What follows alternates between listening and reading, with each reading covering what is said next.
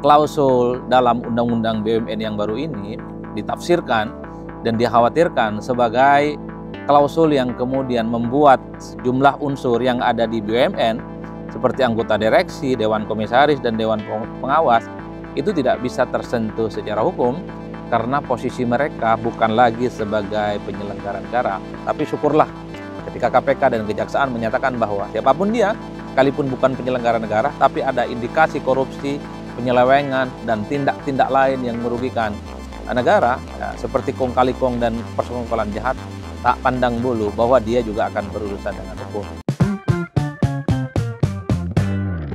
Bismillahirrahmanirrahim. Assalamualaikum warahmatullahi wabarakatuh. Negara kita ini memang tidak pernah sepi dari isu-isu politik, tidak pernah sepi dari isu-isu hukum dan seterusnya.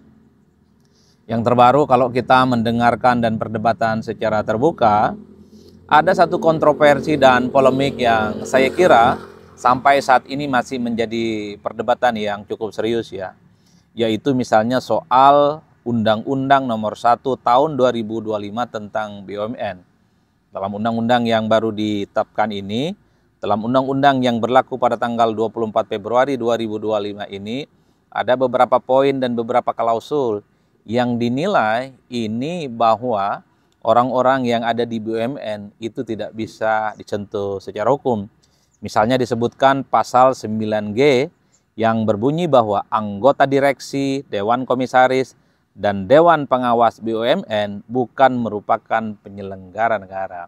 Jadi klausul dalam Undang-Undang BUMN yang baru ini ditafsirkan dan dikhawatirkan sebagai klausul yang kemudian membuat sejumlah unsur yang ada di BUMN seperti anggota direksi, dewan komisaris, dan dewan pengawas itu tidak bisa tersentuh secara hukum karena posisi mereka bukan lagi sebagai penyelenggara negara.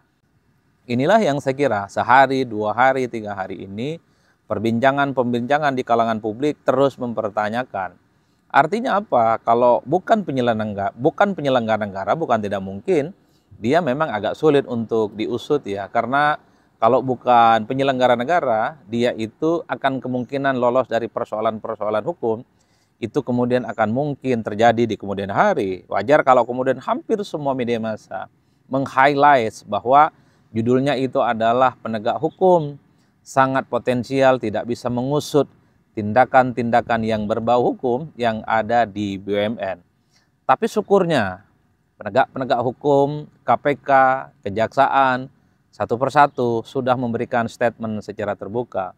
KPK misalnya mengatakan bahwa sekalipun komisaris, kemudian dewan pengawas yang ada di BUMN tak lagi menjadi penyelenggara negara istilahnya, itu mereka masih punya kesempatan ataupun masih bisa untuk diusut melalui persoalan-persoalan hukum jika ada indikasi dan perbuatan-perbuatan yang memang dalam masuk tipikor. Tindakan-tindakan yang terindikasi melakukan tindakan korupsi dan kejahatan-kejahatan yang lainnya. Begitupun misalnya dengan Kejaksaan Agung secara terbuka juga menyampaikan sekalipun misalnya ada klausul baru yang menyebut anggota direksi dan seterusnya di BUMN itu adalah mereka yang bukan lagi penyelenggara negara, tapi kalau berpotensi fraud itu merugikan negara, ada persekongkolan jahat, ada persekongkian jahat yang merugikan negara, sekalipun tidak berstatus sebagai penyelenggara negara, dia akan berurusan dengan kasus hukum. Jadi dalam konteks inilah menurut saya ya, kalau mau jujur ada 2 hal. Pertama, publik itu kan seakan-akan berdebat cukup panjang. Kok bisa ya aturan-aturan yang baru terkait dengan BUMN ini bahwa komisaris, kemudian dewan pengawas, ataupun direksi, kira-kira begitu, itu disebut bukan penyelenggara negara. Padahal sebelumnya kan disebut sebagai penyelenggara negara. Jangan-jangan ini adalah sebagai supaya mereka itu bisa terbebas dalam proses-proses hukum kalau ada indikasi-indikasi hukum yang mengarah kepada mereka. Wajar kalau kemudian publik ini kok rasa-rasanya ketika kita bicara tentang komitmen untuk menciptakan pemerintahan yang bersih, itu kok sulit ya untuk bisa diwujudkan di Indonesia. Apalagi sampai hari ini misalnya soal pembahasan terkait dengan rancangan undang-undang pembahasan aset itu kan tidak pernah bisa diusut ataupun tidak pernah bisa dituntaskan. Kan orang bertanya-tanya bagaimana komitmen soal pemberantasan korupsi per hari ini undang-undangnya sudah puluhan tahun tidak pernah dibahas secara serius. Wajar kalau kemudian ketika ada undang-undang BUMN yang baru ini, yang baru April kemarin ditetapkan, itu menjadi satu perdebatan yang cukup polemik, terutama terkait dengan bagaimana untuk menciptakan clean and good governance. Satu prinsip pemerintahan di mana supaya terhindar dari korupsi, supaya negara kita itu manjur, supaya negara kita makmur dan adil seadil-adilnya, ya memang harus diselenggarakan dengan cara adil dan sebersih-bersihnya. Wajar kalau kemudian undang-undang BUMN yang baru ini kan memantik kekisruhan ketika ada klausul yang mengatakan bahwa semacam anggota direksi, kemudian dewan komisaris, termasuk juga dewan pengawas BUMN itu bukan lagi sebagai penyelenggara negara. Jadi klausul ini yang kemudian diperdebatkan dan dipergunjingkan. Kalau penyelenggara negara itu kan terkesan sekalipun ada sesuatu yang mengandung unsur hukum, misalnya orang yang disebut sebagai penyelenggara negara itu tidak bisa dipersoalkan. Tapi syukurlah ketika KPK dan Kejaksaan menyatakan bahwa siapapun dia, sekalipun bukan penyelenggara negara, tapi ada indikasi korupsi, penyelewengan, dan tindak-tindak lain yang merugikan negara, seperti kong kali kong dan persekongkolan jahat, tak pandang bulu bahwa dia juga akan berurusan dengan hukum. Dalam konteks itulah tentu bagi saya ke depan ya, pemerintah mungkin melalui jubir-jubir kepemerintahan untuk mengklirkan apakah persoalan dengan yang terkait dengan direksi dan dewan pengawas yang ada di BUMN itu bisa tersentuh hukum ataupun tidak. Ini tentu untuk memberikan kepastian ya, bahwa tak ada orang yang di negara kita ini yang kebal hukum, bahwa di negara kita ini tak ada satupun yang tidak bisa disentuh dengan persoalan-persoalan hukum.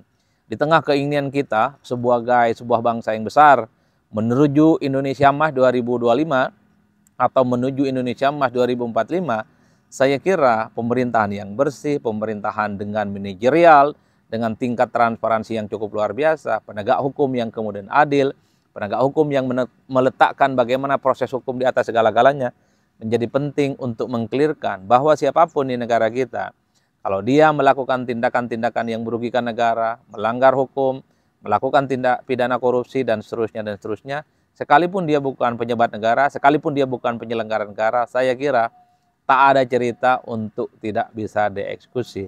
Karena kalau kita mengacu pada negara-negara maju, sebut saja misalnya negara seperti Jepang dan Amerika, saya kira salah satu kunci yang membuat negara itu maju dan sukses bukan karena hanya industrialisasinya, bukan karena inovasi teknologinya, bukan karena memang tingkat pendidikannya tinggi di atas rata-rata, tapi salah satu aspek terpentingnya adalah supremasi hukum.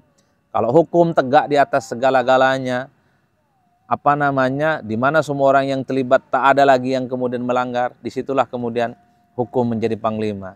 Kalau hukum kemudian tidak diindahkan, kalau hukum kemudian tidak bisa menjadi instrumen untuk membuat sebagai sebuah bangsa dan negara maju, ya kita tidak akan bisa terlepas dari bangsa yang hanya terus berkembang dan sulit untuk menjadi negara yang maju. Oleh karena itu, tentu kita berharap di kemudian hari bahwa penegak hukum jangan pernah pantang menyerah untuk mengeksekusi dan mengadili semua persoalan-persoalan apapun yang ada di negara ini. Sekalipun ada undang-undang BUMN yang baru, bahwa komisaris, dewan pengawas, dan seterusnya bukan lagi penyelenggara negara, sepanjang mereka melakukan tindakan kejahatan, korupsi, merugikan negara, maka saatnya untuk bisa dieksekusi dan bisa diadili. Per hari ini kita melihat dan sangat mengapresiasi kinerja penegak hukum yang ada di Indonesia. Hampir tiap hari kita mendengar dan menyaksikan bagaimana penuntasan dan pengungkapan kasus-kasus hukum secara perlahan sudah mulai ditunjukkan kepada publik. Ini adalah oase dan harapan besar penegak hukum kita sudah menunjukkan taringnya, dan harapannya ada efek jera bagi mereka yang selama ini misalnya merugikan negara, yang selama ini merongrong negara, tak lagi menjadikan negara sebagai bancakan hanya untuk memperkaya diri mereka. Maju terus, kunci terbesar untuk menegakkan supaya negara kita ini makmur dan adil dan sejahtera di kemudian hari adalah penegakan hukum yang mantap semantap-mantapnya. Per hari ini penegakan hukum kita sangat layak untuk diapresiasi, dan tentu saja semoga tren positif ini terus terjadi di kemudian hari. Sehingga siapapun dia, kalau melanggar, entah itu pejabat ataupun bukan pejabat, sepanjang dia merugikan negara, saatnya untuk ditindak. Saya kira di situ salam politik syai'un pastinya mantap, semantap-mantapnya. Wassalamualaikum warahmatullahi wabarakatuh.